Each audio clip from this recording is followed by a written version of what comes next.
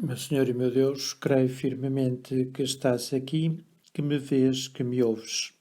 Adoro-te com profunda reverência. Peço perdão dos meus pecados e graça para fazer com fruto este tempo de oração. Minha Mãe Imaculada, São José, meu Pai e Senhores, anjos da minha guarda, intercedei por mim. Estamos a fazer a nossa oração. E a primeira coisa que talvez se nos ocorra é pensar que hoje, dia 15, é já 10 dias antes do dia de Natal, que, se Deus quiser, mais uma vez festejaremos. É verdade que agora, com um contexto um pouco especial, na medida em que as circunstâncias sanitárias assim o obrigam, mas com certeza também que aproveitaremos estas dificuldades para estarmos, se calhar, mais unidos a todos aqueles que agora padecem, a todos aqueles que sofrem, ou o luto de algum familiar ou amigo que o Senhor já chamou à sua presença, ou aqueles que estão doentes, ou aqueles que estão isolados e por esse motivo vão ter também eles um Natal muito especial. Mas de certo a todos não há de faltar a graça de Deus e por todos devemos pedir também para que este nascimento de Jesus seja também para nós uma ocasião de renascer na fé. O texto do Evangelho que hoje nos é oferecido é a parábola dos dois filhos que São Mateus relata no capítulo 21º do seu Evangelho. Diz-nos o evangelista: que vos parece?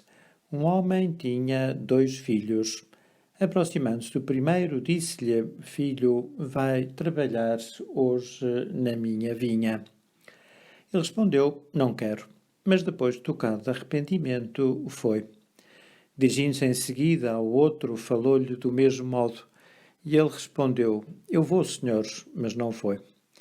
Qual dos dois fez a vontade ao Pai? Eles responderam: O primeiro. Jesus disse-lhes: Na verdade vos digo que os publicanos e meretrizes vos levarão a dianteira para o reino de Deus, porque veio a vós João no caminho da justiça e não acreditastes nele. E os publicanos e as meretrizes acreditaram nele. E vós, vendo isto, nem assim fizestes penitência depois para acreditardes nele. Esta parábola recorda-nos algo que é tão patente no Evangelho, que a nossa fé é uma fé que não deve ficar apenas nas palavras, mas uma fé que se deve traduzir em obras. De facto, são as obras da nossa fé aquilo que atesta também a sua realidade. Uma fé sem obras é uma fé morta. E daí a necessidade de procurar que a nossa fé seja, como dizia São José Maria, uma fé operativa, ou seja, uma fé que nos leve a agir de acordo com aquilo em que dizemos acreditar. Estamos, de facto, a 10 dias do Natal e que podemos nós oferecer a Jesus? Quais são os presentes que o Senhor espera receber de nós? Certamente as obras da nossa fé. E se calhar também por isso nos podemos agora perguntarmos a nós próprios, perguntarmos ao Senhor com quem estamos a falar neste tempo de oração, se a minha fé tem obras, ou que obras são as obras da minha fé. É bom que tenhamos presente que a fé não é principalmente uma teoria ou uma doutrina que se aceita como quem, por assim dizer, adere a uma ideologia ou a uma filosofia qualquer. A fé é muito mais do que isso. Certamente pressupõe aceitar um conjunto de pressupostos teóricos, mas é sobretudo aquela confiança que nos leva a entregarmos-nos a Deus, a confiar nele e até a fazer aquelas coisas que não faríamos se nele não acreditássemos. E acreditando em Jesus, acreditássemos que ele é Deus e nele acreditássemos também no Pai e no Espírito Santo. Por isso, a fé manifesta-se nas obras que realizamos em nome dessa confiança, dessa entrega, desse amor que dizemos ter a Nosso Senhor, mas que temos que provar com os nossos atos. Por isso, dizia São Tiago na sua carta que a fé sem obras é uma fé morta.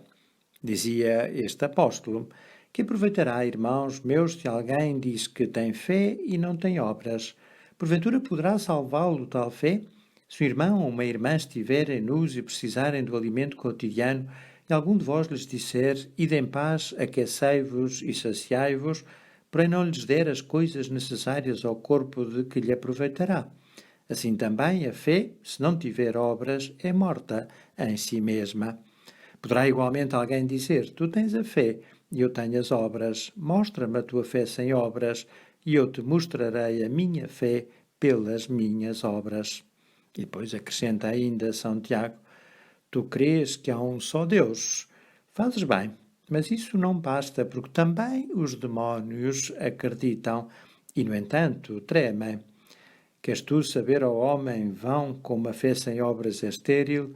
Abraão, nosso pai, não foi ele justificado pelas obras, oferecendo seu filho Isaque sobre o altar?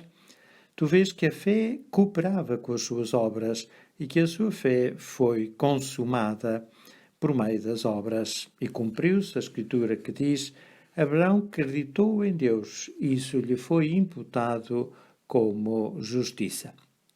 Pois é que conclui São Tiago: assim como o corpo sem espírito é morto, assim também a fé sem obras é morta. São palavras certamente exigentes, que nos interrogam, que nos interpelam, que chamam a nossa atenção. Também nós podemos estar no papel daquele que diz que sim e que faz que não. Aquele que diz que vai trabalhar, mas depois não o faz. E esse, como aliás os próprios fariseus reconheceram, foi aquele que não cumpriu a vontade paterna. Por isso, nós conhecemos a verdade da nossa fé, não tanto por aquilo que nós dizemos, nem sequer por aquilo que nós pensamos, não é também pelos nossos sentimentos, nem pelo aquilo que nós pensamos ser o afeto do nosso coração, mas pelas nossas obras. Por exemplo, se alguém dissesse que ama muito a Deus, mas não fosse à missa, nunca rezasse, nunca dedicasse um tempo à leitura espiritual, não se confessasse habitualmente, não procurasse amar o próximo, pois é verdade que esse seu amor a Deus não existiria. Seria uma falácia, seria como aquele que diz que vai trabalhar e depois não o faz. Por isso, poderíamos até dizer que a fé está na prática. E por isso até um cristão que não pratica, um cristão que não tem fé, ou pelo menos não tem a fé necessária para ter estas obras da fé, que são aquelas que manifestam, aquelas que provam efetivamente a autenticidade da nossa fé cristã. Por isso também vale a pena que, ao examinarmos todos os dias, ao fim do dia, procuremos não tanto saber o que é que nós pensamos ou o que é que nós quisemos fazer, mas o que é que fizemos de facto, porque muitas vezes chegamos à conclusão que, por exemplo, não rezamos ou não rezamos aquilo que deveríamos ter rezado e aquilo que nós achamos que Deus nos pede que rezemos. A nossa resposta não pode ser que não deu, ou que não se proporcionou, ou que não tivemos ocasião, ou que não tivemos tempo. São tudo respostas falsas. A única resposta verdadeira é que não quisemos. E não quisemos porquê? Porque preferimos outras coisas. E porquê que preferimos outras coisas? No fundo, será porque nos falta fé, ou porque a fé que temos não é operativa. E por isso, se calhar, para terminar este tempo de exame que estamos a fazer, podemos também nós propor-nos todos os dias, antes de nos deitar, fazer um breve exame de consciência, agradecer a Deus as coisas boas que fizemos, porque foi pela sua graça que as pudemos realizar. Pedir perdão a Nosso Senhor pelas coisas que não fizemos, porque foi por nossa culpa que as omitimos ou fizemos mal, e pedir a Nosso Senhor a graça de, no dia seguinte, melhorar, nem que seja num só ponto da nossa vida cristã. Vamos pedir a Nossa Senhora, ela que se estaria a preparar com tanta intensidade para o dia do nascimento de Jesus, que nos ajude a nós também, para que nestes 10 dias que faltam, avancemos no caminho da fé, para que as obras da nossa fé sejam o testemunho da autenticidade do nosso amor a Jesus. Dou-te graças, meu Deus, pelos bons propósitos, afetos e inspirações que me comunicaste nesta meditação. Peço ajuda para os pôr em prática. Minha Mãe Imaculada, São José, meu Pai e Senhor, anjos da minha guarda, intercedei por mim.